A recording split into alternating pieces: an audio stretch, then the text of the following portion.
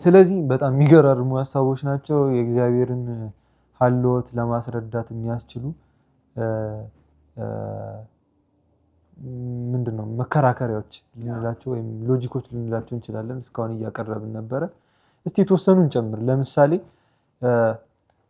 ነገሮች የሚለኩበት የሆኑ ስታንዳርዶች ይኖራሉ አይደል በፍጥረት ዓለም ውስጥ እና ኖርማሊ የትኛውም ዓለም ላይ ያለ ሰው እንግዲህ የሰው ልጅ ከእንስሳት የሚለይበት አንዱ ራሽናል ቢንግ መሆኑ ነው አይደል ግህዛን ያላቸው ፍጥረታት ተብሎ በቤተክርስቲያንም የሚጠቀሱት መላእክትና ሰው ነው ያ ማለት ራሽናሊቲ ያላቸው የሚያገናዝቡ ጥሩን ከክፉ የሚለዩ ማለት በትክክል ያ ማለት ጥሩን ከክፉ መለየት ማለት ኖርማሊ ጥሩና ክፉ የሚባሉ ሁለት ዲስቲንክት የሆኑ ካቴጎሪዎች አሉ ኦብጀክቲቭሊ ማለት ነው ከሰው ሰው የማይለያዩ ኦብጀክቲቭሊ ኤግዚስት የሚያደርጉ ነገሮች አሉ there is good and there is evil ማለት ነው እና ይሄ ነገር ካለ የነዚህ ነገሮች እንግዲህ አሁን እዚህ ጋር ሌላ መከራከሪያ ይመጣል ኢቪል ከየት መጣ የሚል ሌላ ብዙ ጥያቄዎች ሊከተን ይችላል እንግዲህ እዚህ ጋር ዝም ብዬ ጠቀስ ስላርጎና በሌላ ቪዲዮ እንመለስበታለን ኢቪል ማለት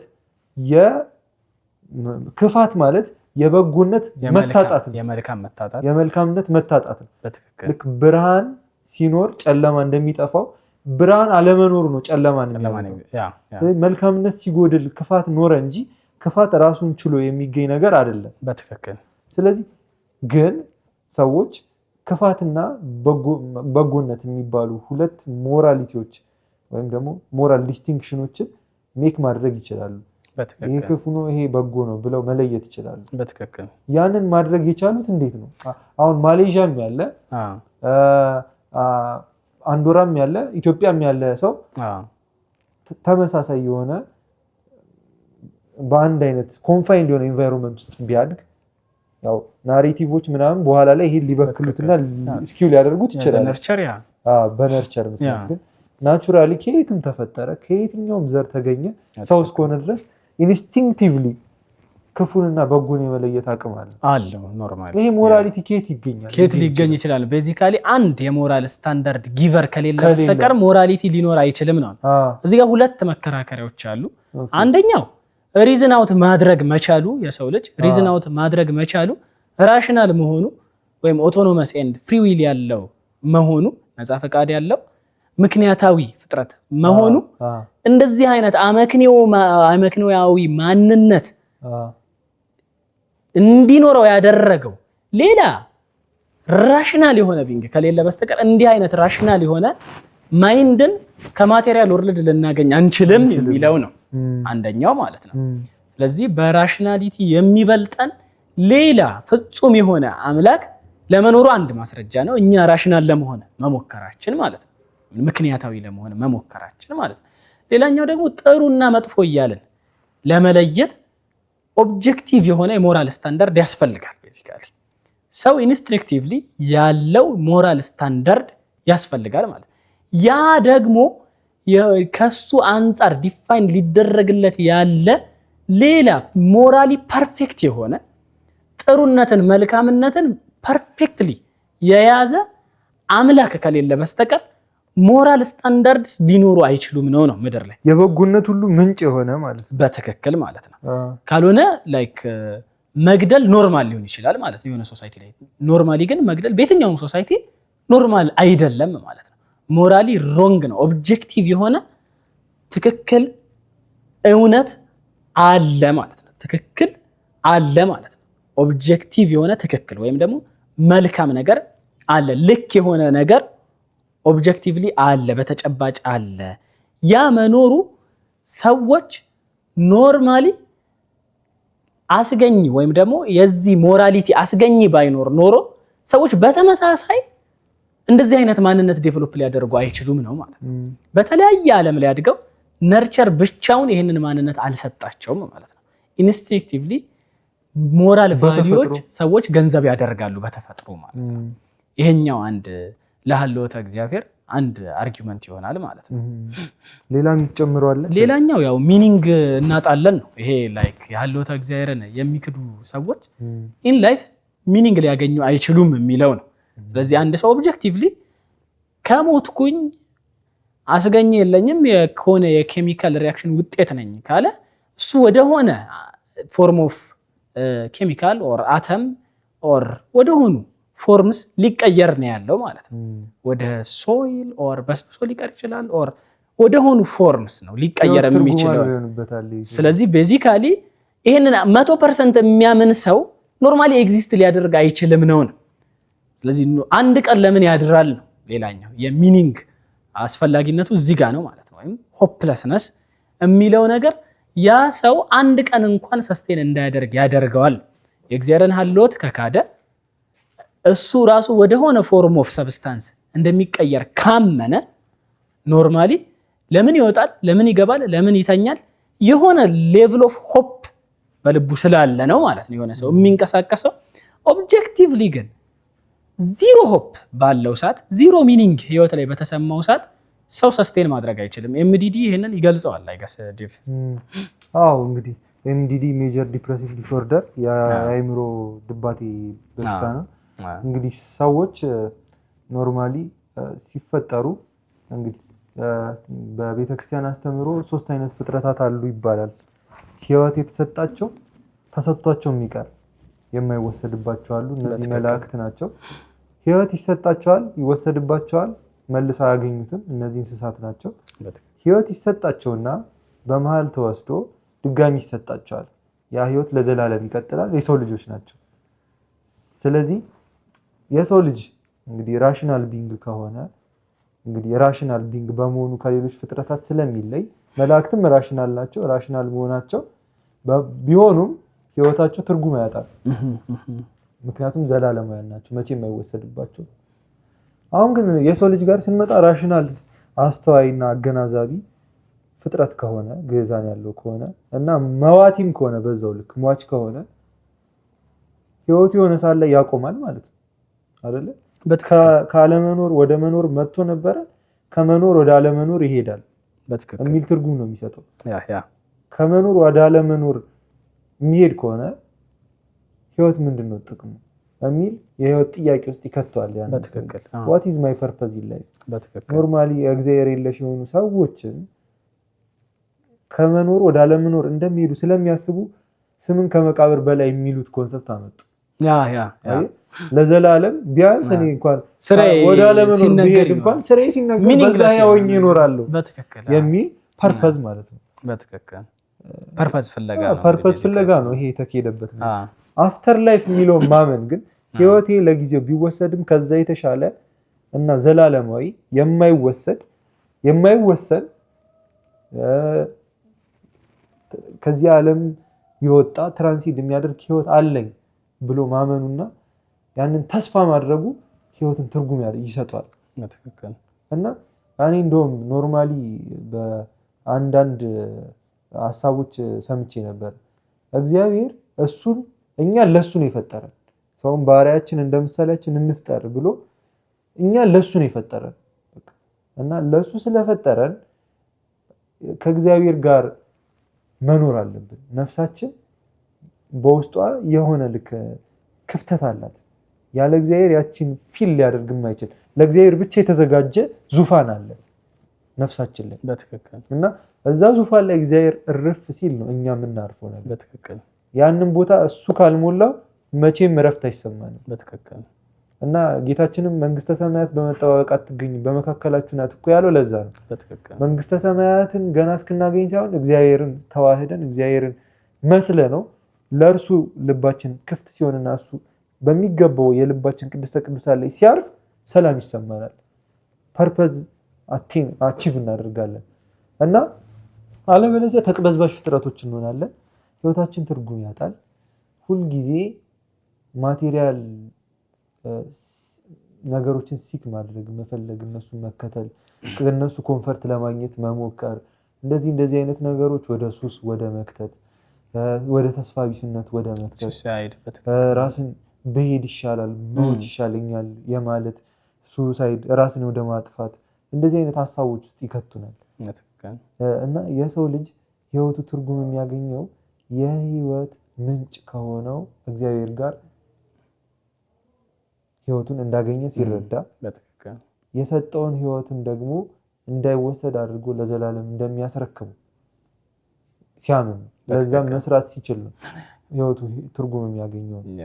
አለበለዚያ ህይወት ትርጉም አልባ ይሆናል። በትክክል አፍተር ላይፍን ካላመንን ጥቅም የለውም ነው ህይወት። ኤግዛክትሊ ዲቫይን አትሪቢዩቶች ላይ መሄድ እንችላለን ከዚህ። በጣም አሪፍ። ስለዚህ አሁን እስካሁን ባወራነው ጉዳዮች እግዚአብሔር አለ ወይ ብዬ ጠይቄ ያንን ጥያቄዎች በተወሰነ እንግዲህ አቅማችን በፈቀደው አድሬስ ለማድረግ ሞክረናል። ስለዚህ እግዚአብሔር አለ። ይሄ እግዚአብሔር እንግዲህ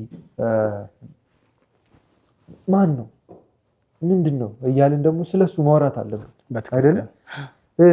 ያ እንግዲህ ምን አይነት በምን አይነት ጥንቃቄ መሆን አለበት? በቤተክርስቲያን አስተምሮ የማይመረመር አምላክ እንደሆነ ማወቅ አለብን። እግዚአብሔርን ያወቅነው እሱ ራሱን ስለገለጠልን አይደለም? በትክክል እግዚአብሔርን ያወቅነው እሱ ወደኛ ስለመጣ ሲጀምር እግዚአብሔርን ያወቅነው ማወቅ የሚባለውን ነገር ስለፈጠረብን እኛ ስለፈጠረን መጀመሪያ እኛን ስለፈጠረን ከዛ በኋላ ማወቅ የሚባለውን ራሽናሊቲ በእኛው ኢምፕሪንት ስላደረገ ከዛ ደግሞ ራሱን ስለገለጠልን አዳም በገነት ያዋራው ነበር ያነጋግረው ነበር አይደለም?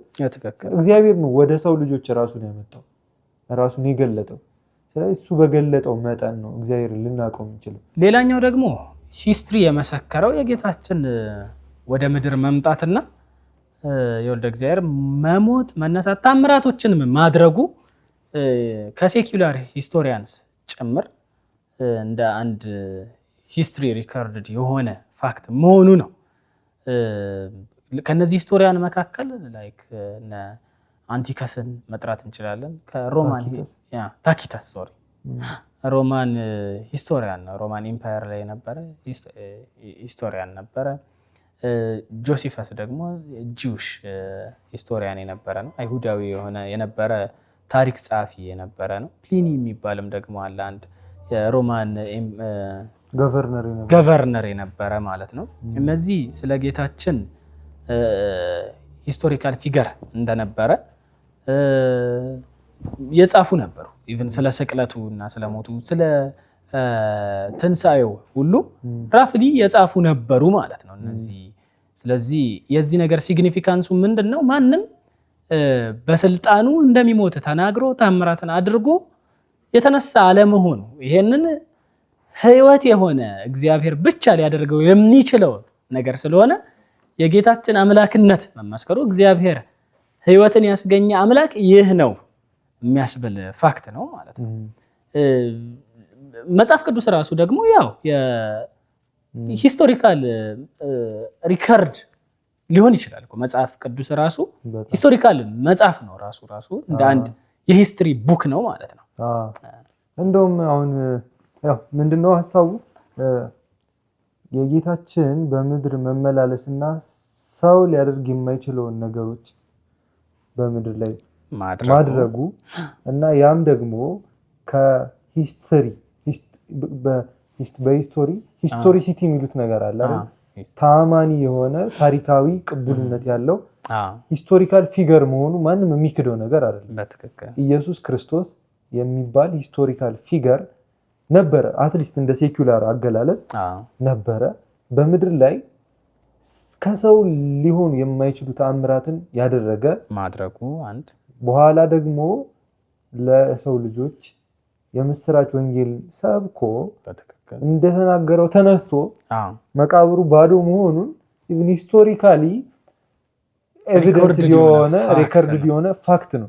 ይሄ ፋክት ደግሞ በመጽሐፍ ቅዱስ በግልጽና በጉልህ የተደረገ ነገር ነው። ከዛ ጎን ደግሞ ቅድም በተነሳንበት ምክንያት ሴኩላር የሆኑ ሂስቶሪያኖችንም መጥቀስ አስፈላጊ ሆኖ ስለተገኘ ጠቅሰናቸዋል። ታኪተስ፣ ጆሴፈስ እያልን የጠቀስናቸው ታሪክ ጸሐፊዎች ይሄንን ነገር በትክክል ቁልጭ አድርገው አስቀምጠውታል። በትክክል ምንድነው እንግዲህ ይሄ ማስረጃ ይሆናል።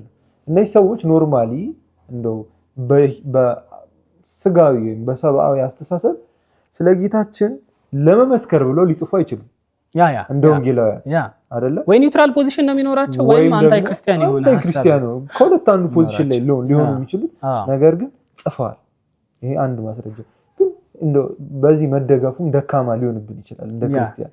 ምክንያቱም መጽሐፍ ቅዱስ በራሱ ሂስቶሪካል የሆነ ቡክ ነው፣ መጽሐፍ ቅዱስ ከሙሴ ኦሪት መጽሐፍት ጀምሮ እስከ ወንጌላት ድረስ እስከ ሐዋርያት ሥራ ድረስ በሙሉ አኪዩሬትሊ ግዚያትን እየጠቀሰ በሰዓቱ ያሉትን ነገስታት ሳይቀር እየጠቀሰ በደንብ ታሪካዊ የሆነ እንደውም ለታሪክ እንደም ግብአት የሚያገለግል ሰነድ ነው መጽሐፍ ቅዱስ። ለታሪካዊ ከሂስቶሪካል መጽሐፍቶች መካከል ሊጠቀስ ዋና የሚሆን ነው ማለት ነው። አኪዩሬሲው ዋና የሚያደርገው እንደው ምሳሌ ለመጥቀስ ያክል እንግዲህ የሉቃስ ወንጌል ላይ ምዕራፍ 3 ሲጀምር እንዲህ የሚል ቃል አለው። ጢባሪዎስ ቄሳርን በነገሰ በ15ኛይቱ ዓመት እንግዲህ ዓመቷን ሁሉ ሳይቀር በ15ኛይቱ ዓመት ጴንጤናዊ ጲላጦስ በይሁዳ ሲገዛ፣ ሄሮድስም በገሊላ የአራተኛው ክፍል ገዢ፣ ወንድሙ ፊልጶስም በኢጡሪያስ በጥራኮኒዶስም አገር የአራተኛው ክፍል ገዢ ሆነው ሳሉ እያለ ስለ ነገስታቱና ስለ ገዢዎቹ በትክክል በሰዓቱ ስለነበሩ ነገስታት ጊዜውን ሳይቀር እየጠቀሰ ከዛ ቦታውን እየጠቀሰ this is history ቤተ መንግስትን ጠቀሰ።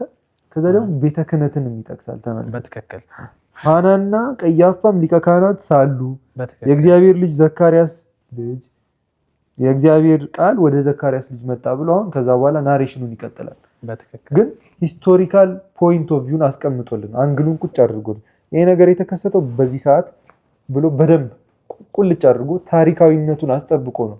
ይሄ አዲስ ነገር ሉቃስ ያደረገው አይደለም፣ በልዩነት ያደረገው አይደለም። ሁሉም የመጽሐፍ ቅዱስ ጸሐፊያን የተከተሉት በትክክል መጽሐፍ ቅዱስ የሂስትሪ ቡክ ነው። በትክክል እንደ አንድ ሂስቶሪካል ቡክ ኤቲስቶች የመቀበል ግዴታ አለባቸው ማለት ነው። እንደውም ሌላው ደግሞ በተጨማሪ ላይ በሰማዕታት ደግሞ ህይወት ደግሞ አንድ የክርስቶስን ወደ ምድር መመላለስና ትንሣኤውን ሊያስረዳ የሚችል እውነት አለ ማለት ነው።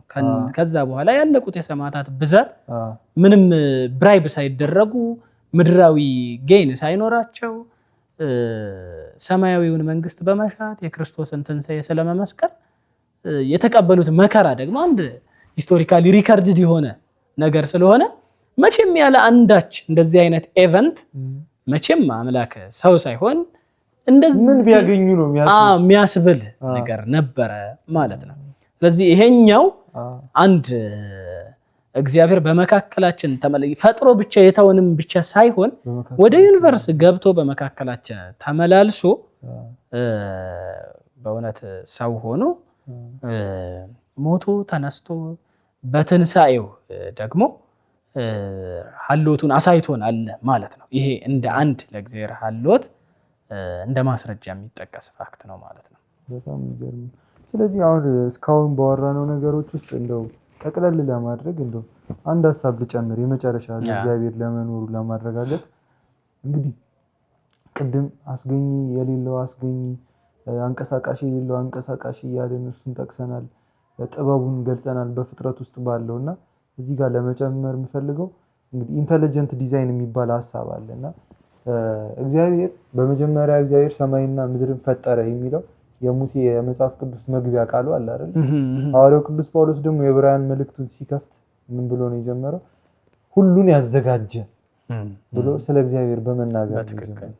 እና እግዚአብሔር መፍጠር ብቻ ሳይሆን ያዘጋጃል። ያ ማለት እግዚአብሔር ሰሪ ብቻ ሳይሆን አንድን ነገር ሲያደርገው ዲዛይን አድርጎት ነው አሰናድቶታል ማለት በትክክል አበጃጅቶታል ማለት በትክክል። እና ይሄንን የምንረዳው እንዴት ነው? የሰው ልጅ እንግዲህ ከኢንዱስትሪያል ሪቮሉሽን በኋላ የነገሮች ፍጥነት ጨምሯል አይደል? በትክክል የሰው ልጅም አድቫንስመንት እየጨመረ ቴክኖሎጂካል አድቫንስመንትም ከዛ በኋላ እያልን አሁን አርቲፊሻል ኢንተለጀንስን ሁሉ ሰርተን ለኛ ራሱ አሁን ኢቭን የኤአይ ጋድ ፋዘርስ የሚባሉት ሰዎች ለኛ ሰርቫይቫል ሊያስፈራ ይችላል እያሉ የአርቲፊሻል ኢንተለጀንስ ፍጥነትና ምጥቀት እያስገረመ ይሄ የሰው ልጅ የሥራ ውጤት ነው እና የሰው ልጅ ነገሮችን እያገጣጠመ አዳዲስ ነገሮችን እየፈጠረ ሲሄድ አንድ የተረዳው ነገር አንድ ነገር በጣም ኮምፕሌክስ እና በጣም ፈንክሽናል እንዲሆን ከፍተኛ የሆነ የዲዛይን መጨነቅ ይፈልጋል።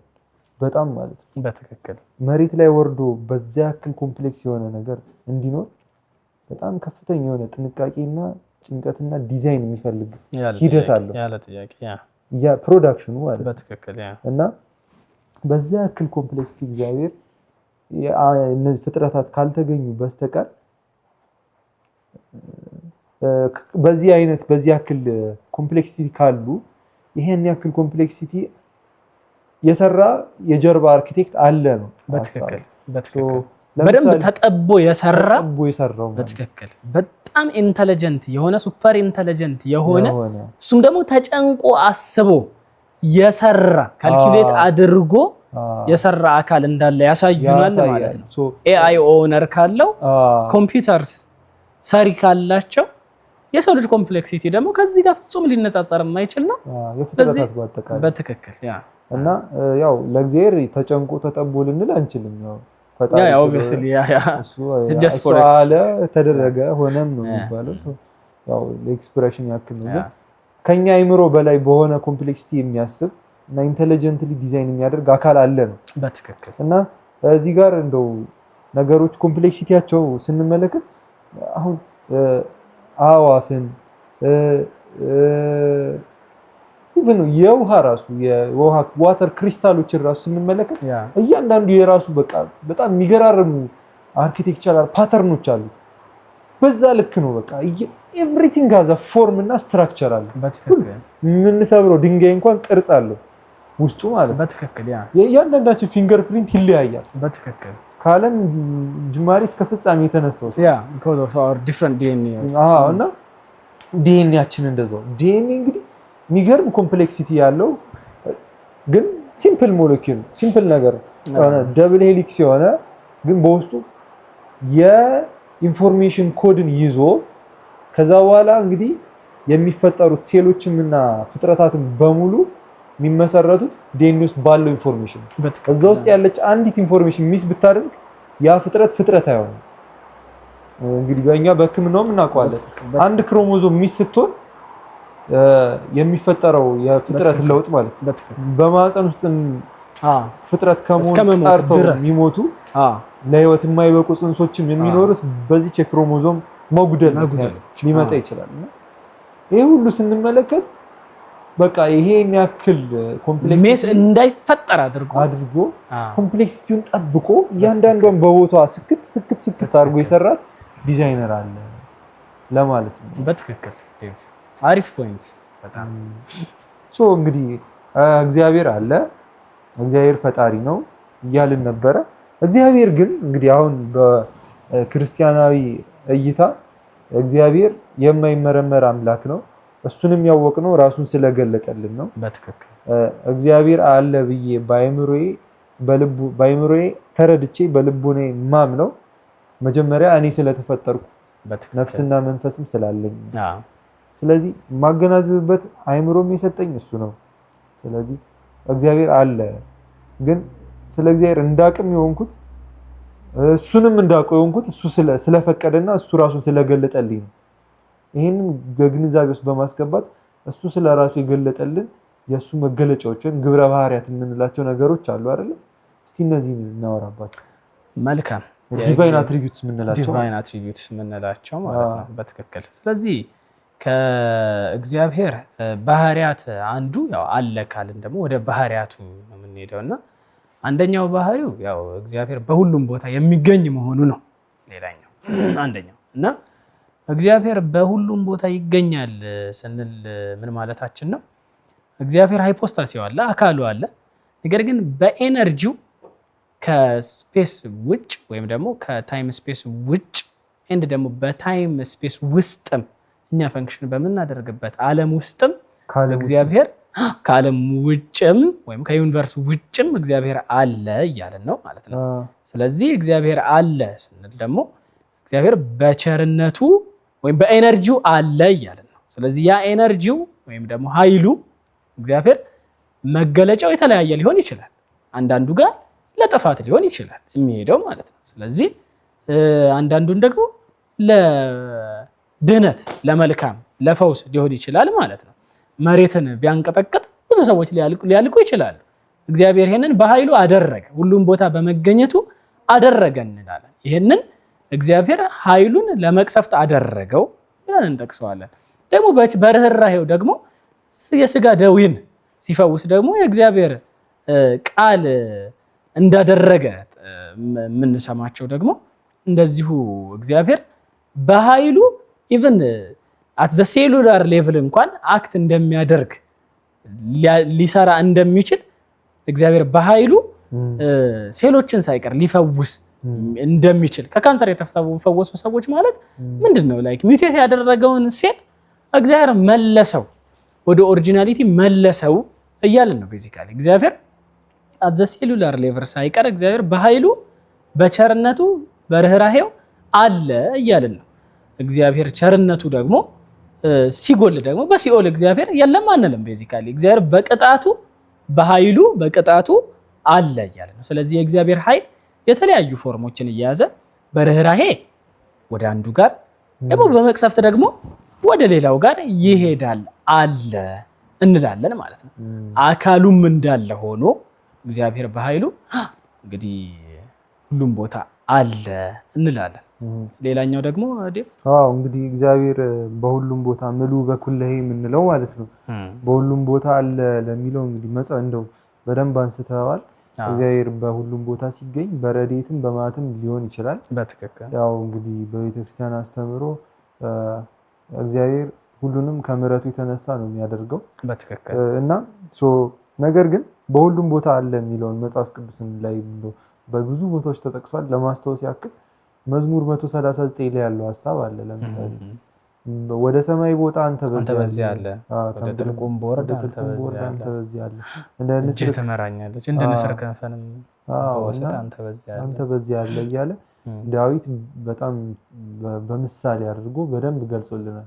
የትም ብሄድ ትከተለኛለህ፣ አንተ በዚያ ውስጥ አለ፣ ትመራኛለህ፣ ትከተለኛለህ፣ የትም ብሄድ ካንተ አልሸሸግም። በትክክል ዳዊት እያለ ያለው ኢቭን በጥልቁ ለሚለው ደግሞ እንደውም በኪሩቤል ላይ ተቀምጦ መዝሙር 17 ተቀምጦ በረረ፣ መሰወሪያውንም ጨለማ አደረገ ይላል። ደግሞ ኢቭን በጥልቁ በዛ እንኳን እግዚአብሔር አለ፣ በኃይሉ አለ፣ ይገኛል። በትክክል ሌላ አንድ ጥቅስ ልጨምርና ትንቢተ ኤርሚያስ ላይ ራሱ እግዚአብሔር ለነብዩ ሲናገር ስለራሱ ሰፋ አድርጎ ይናገራል። ግን እንደው ከዛ ውስጥ ለመጥቀስ ሰማይንና ምድርን የሞላው ብሎ ስለራሱ ይናገራል። ሰማይንና ምድርን የሞላው በመላእክት ሁለቱም ጋር ያለ ገደብ እዚህ ጋር አሁን እኔ እዚህ ጋር ቁጭ ብዬ ከዚህ ካሜራ ጀርባ የለውም፣ በቤቴ የለውም፣ እዚህ ስቱዲዮ ውስጥ ነኝ። እግዚአብሔር ግን በሁሉም ቦታ አለ፣ ከአንዱም ሳይጎድል የሞላው የሚለው ለዛ ነው። በሰማይ በምድርም በመላእክት አለ ማለት በሰማይም በምድርም የሞላው ሲል ይሄን እያለ ነው ማለት በትክክል።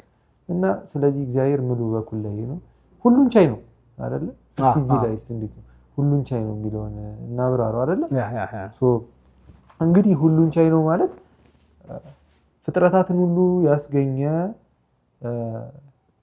ነገሮችን ሁሉ በፈቃዱ ያደረገ በትክክል ቅድመ ዓለም የነበረ ማዕከለ ዓለምን በመግቦቱ የሚመግብና የሚያኖር በትክክል ድህረ ዓለም ደግሞ ዓለምን አሳልፎ የሚኖር ሁሉ በፈቃዱ የሆነ ማለት ነው።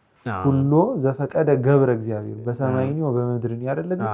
እግዚአብሔር የፈቀደውን የወደደውን ሁሉ አደረገ፣ በሰማይም በምድርም ወባይረኒ ወኩሉ ቃል በሁሉም የወደደውን አደረገ፣ በባህርም በጥልቆችም። እና እንግዲህ እግዚአብሔር የፈቀደውን የወደደውን ሊያደርግ ብሎ ሊከለክለው የሚችል የለም።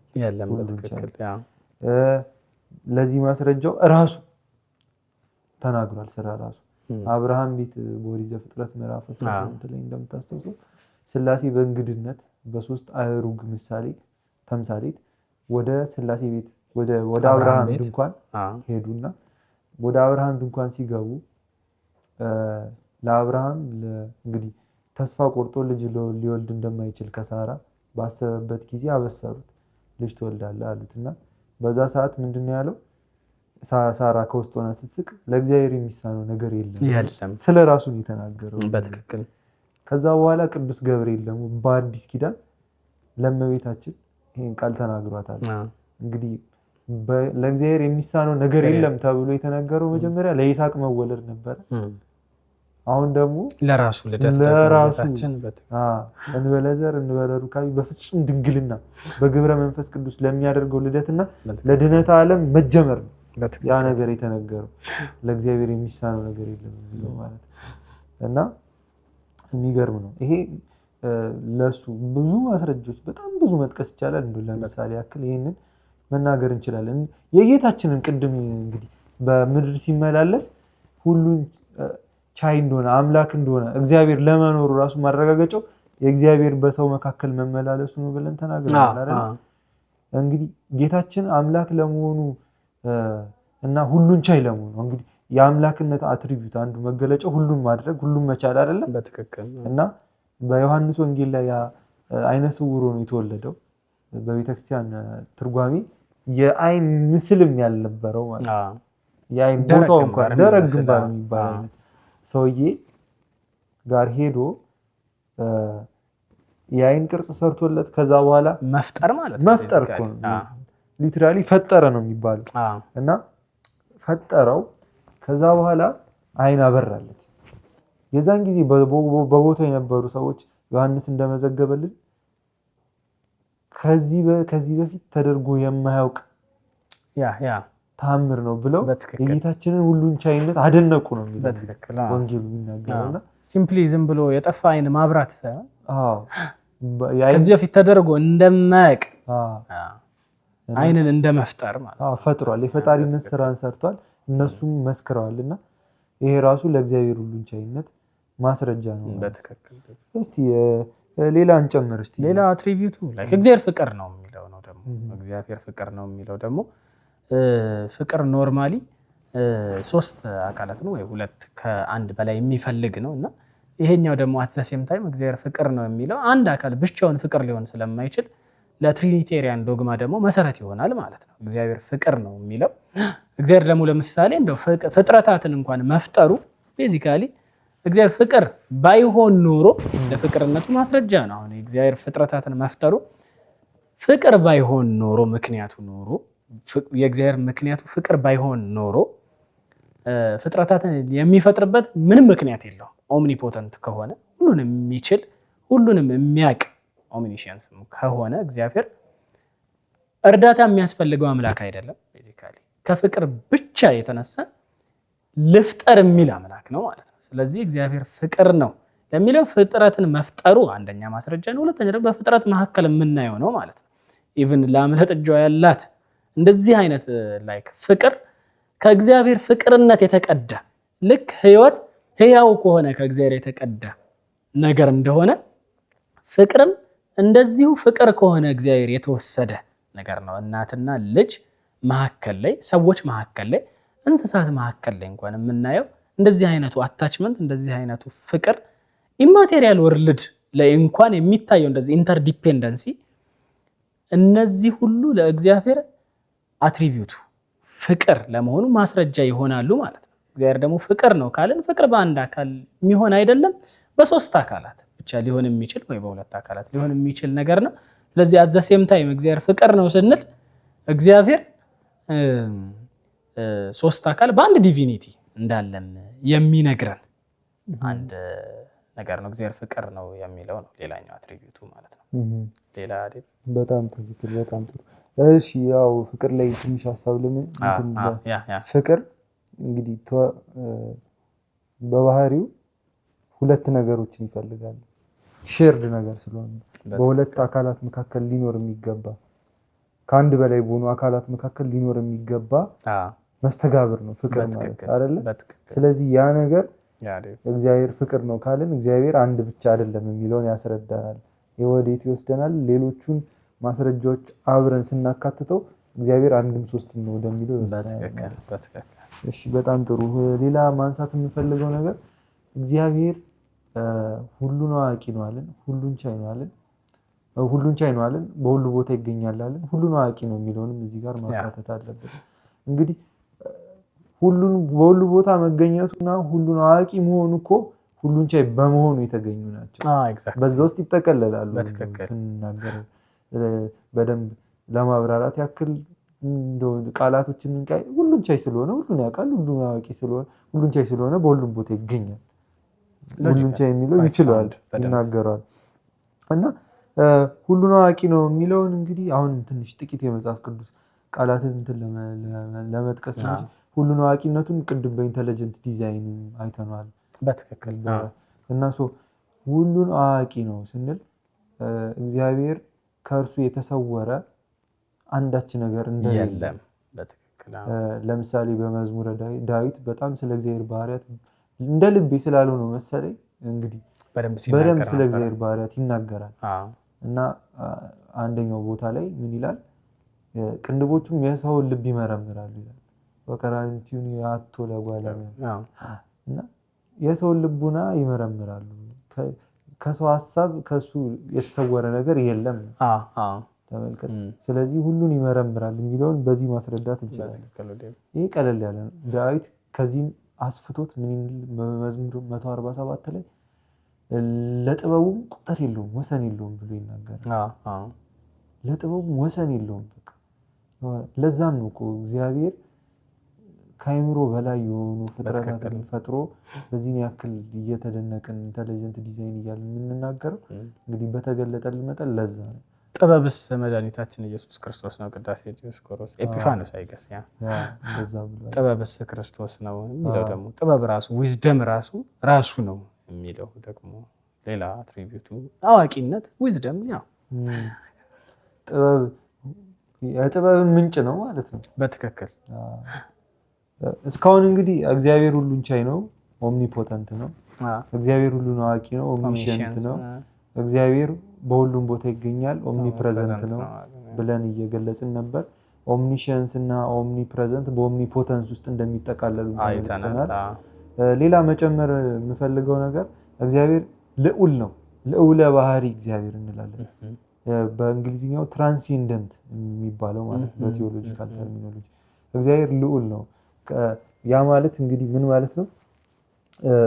እግዚአብሔር ቅድም ያልናቸውን ነገሮች በሙሉ ከፍጥረታት በምጥቀትና በልዕልና ያለ በፍጥረታት ተመርምሮ ሊገኝ የማይችል በራሱ ባህሪ እና ብርሃን ውስጥ የሚኖር ነው። ቅዱስ ጳውሎስ ይህንን ተናግሮታል ለጢሞቴዎስ በጻፈው መልእክቱ ላይ ማንም ሊቀርበው በማይችል ብርሃን ውስጥ የሚኖር ብሎ የገለጸው ይህንን ነው። ማንም ሊቀርበው እሱ ፈቅዶ ካልቀረበን በስተቀር ማንም ሊቀርበው በማይችል ለዛ ነው ደግሞ ሚስጥረ ሥላሴ ሚስጥረ ሥጋዌ የምንልበት ምክንያቱም ደግሞ ቤዚካሊ እግዚአብሔርን እስከ ጥግ ልናውቀው እንደማንችል ስናጠይቅ ነው አይደለም ሚስጥረ የሚለውን ቃል የምንጠቀመው እስከምንችለው ርቀት ድረስ ሄደን እናብራራውና ከዛ በኋላ ያለው ሚስጥር ነው ለሚለው ነው ሚስጥረ ሥላሴ ሚስጥር ለምን ተባለ ለሚለው ሚስጥረ ሥጋዌም ያው የመወለዱን ነገር እስከምንችለው ድረስ ልንናገር እንችላለን መጽሐፍት በፈቀዱልን እግዚአብሔር ራሱ በገለጠልን መጠን። ነገር ግን በድንግል ማህፀን እንዴት አደረ የዩኒቨርስን የፈጠረ አምላክ የሚለውን እኛ መመርመር አንችልም ነው ሚስጥረ ትንሣኤ ሙታን እንደ እያልን የምንሄደው እግዚአብሔር ገና አውቀን ያልጨረስነው ምጡቅ ትራንሴንደንታል አምላክ ስለሆነ ነው ማለት ነው። በጣም ጥሩ። ግን አሁን የሚገርመው እንደዚህ ልዑል የሆነው እግዚአብሔር ደግሞ ቅሩብ ሆኖ ኢማነንት ሆኖ በመካከላችን ተገኝቷል። በትክክል ሌላው አትሪቢዩቱ ማለት ነው። ሌላኛው አትሪቢዩት ቅርብ የሆነ ቅሩብ እግዚአብሔር ተብሎ ደግሞ ተነግሯል። ልዑል በተባለበት አንፃር ቅሩብ ደግሞ ተብሏል። ትራንሴንደንት እንደሆነ ኢማነንት ሆኖ በመካከላችን ፈቅዶ ነው ይሄን ያደረገው። ፍቅር ስለሆነ ማለት ፍቅር ይጠቀልለዋል ያልነው ለዛ እና ፍቅር ስለሆነ ኢማነንት ሆኖ በመካከላችን ተገኝቷል። እና ለዚህ ብዙ መጽሐፍ ቅዱሳዊ ጥቅሶችን መጥቀስ እንችላለን። እንግዲህ መልእክተ ዮሐንስ ብለን ገና አብነት ትምህርት ስንጀምር በወንጌላዊ ዮሐንስ መልእክት ነው የጀመርነው ታስታውሳለህ? እንግዲህ የአማርኛውን ከዛ የግዕዙን ልናገር። የመጀመሪያ ምንድነው የሚለው ዮሐንስ የመጀመሪያዊቱ የሐዋርያው የቅዱስ ዮሐንስ መልእክት ቁጥር 1 ላይ ስለ ሕይወት ቃል ከመጀመሪያው የነበረውንና የሰማነውን መጀመሪያ ምን ይላል? ስለ ሕይወት ቃል ከመጀመሪያው የነበረውን ከዛ በኋላ የሰማነውን በዓይኖቻችንም ያየነውን የተመለከትነውንም እጆቻችን የዳሰሱትን እናወራለን። የዛኔ እኛ እንግዲህ በሶስት አይነት ዜማ እያለው እንግዲህ እነዚህን ወክሙ እያለን ማለት ነው ታስታውሳለህ? እነዚህን ወክሙ በእንተ ውእቱ ዘሃሎ እምቅድም ውእቱ። እንግዲህ አሁን እዚህ ጋር የሚናገረው ከቅድምና በፊት የነበረ ቅድመ ዓለም የነበረ ስለመሆኑ ተናገረ። ያ እግዚአብሔር ስለርሱ ሰማን። የሰማነው በማን የሰማነው? በነቢያት ስለርሱ ሰማን። በትክክል ራሱን መግለጥ የጀመረው በዚህ ሲኩዌንስ ነው። ቅድመ ዓለም የነበረው እግዚአብሔር በመጀመሪያ ስለራሱ በነቢያት ተናገረን፣ ሰማን። ከዛ በኋላ አየነው።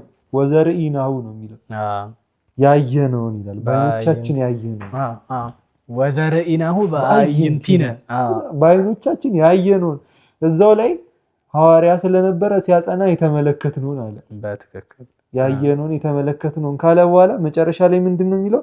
ወዘገሰሳሁ እደዊነ ወዘገሰስና በእጆቻችን የዳሰስነው ማለት የዳሰስነው ወይ እጆቻችን የዳሰሱትን የሚልም አለ። ስለዚህ እግዚአብሔር ከመሰማት ቅድመ ዓለም ከመኖር ዓለምን በመፍጠር መጀመሪያ ራሱን ገለጠ። ከዛ በኋላ ስለርሱ በነቢያቱ ከሙሴ ጀምሮ ገለጸልን፣ ሰማን ማለት ነው። ከዛ መጣ ደግሞ ሰው ሆኖ አየነው፣ በዓይናችን አየነው። ካየነውም በኋላ ደግሞ ዳሰስነው። ቅዱስ አባ ሕርያቆስ ደግሞ ከእርሱ ጋር በላን ብሎ ጨምሮ በዚህ ላይ ኤክስፓንድ ያደርጋል ማለት ነው። በትክክል ይህን ያክል ቅሩብ ሆነ ማለት ነው። ስለዚህ አንዱ አትሪቢዩቱ ቅሩብ መሆኑ ነው ማለት ነው። እግዚአብሔር ቅርብ መሆኑ ነው። እንግዲህ ይህ ሁሉ እግዚአብሔር ፍቅር ስለሆነ እግዚአብሔር መልካም ስለሆነ የሚያደርገው ነው። ለዛ ነው የመልካምነት ሁሉ የበጎነት ሁሉ ምንጭ፣ የሞራሊቲ እንትኑን ስናነሳ የበጎነት ሁሉ ምንጭ ብለናል። ስለዚህ እግዚአብሔር የበጎነት ሁሉ ምንጭ ነው። በትክክል የፈጠረው ለዛ ነው እግዚአብሔር መልካም ነው የሚለው ማለት ነው። እስቲ የፈጠራቸው ፍጥረታት ላይ አይደለ? በትክክል ዘፍጥረት 1 ላይ የፈጠረው መልካም እንደሆነ አየ። እንደውም እዚህ ጋር በፐርፌክሽን ኦርደር አሁን ለምሳሌ እንደው የሆነ ነገር አንድ ውበቱ ያምራል የምንለው ነገር ከሱ ደግሞ የሚያመልክ የበለጠ የሚያምር ደግሞ ሌላ ይኖራል ማለት ነው። ከዛ ከየበለጠ ከሚያምረው ደግሞ የበለጠ የሚያምር አለ ቤዚካሊ። ስለዚህ እንዲህ እያለን ከሄድን በፐርፌክሽን ኦርደር እንኳን የመጨረሻው ፐርፌክት ነገር እግዚአብሔር ነው ብለን ካላቆመን ይሄ የሚቆም ነገር አይደለም ቤዚካሊ። ስለዚህ ለሐልዎቱ ራሱ አንድ ማስረጃ ነው ማለት ነው። እግዚአብሔር ፐርፌክትሊ የሚያምር ፐርፌክትሊ መልካም የመልካምነት ጥግ በትክክል ምንጭ መሆኑ ነው ማለት ነው። በትክክል በጣም ብዙ የእግዚአብሔር ባህሪያት እግዚአብሔር እንግዲህ ብዙ ባህሪያት ይኖሩታል አሉትም እኛ የማናውቃቸው ባህሪያት አሉት። ነገር ግን እርሱ ስለራሱ በነቢያት አድሮ ሰማን እንዳልነው አንዱ የመጨረሻ መጨመር የምፈልገው እግዚአብሔር የማይቀየር መሆኑ ነው። በትክክል በነቢዩ አድሮ እኔ እግዚአብሔር የማልቀየር ነኝ ብሎ ተናግሮታል ስለራሱ ማለት ነው። ኢሚዩተብል ይባላል ቴዎሎጂካሊ። ይሄ እግዚአብሔር የማይቀየር መሆኑ በዚህ እንረዳለን።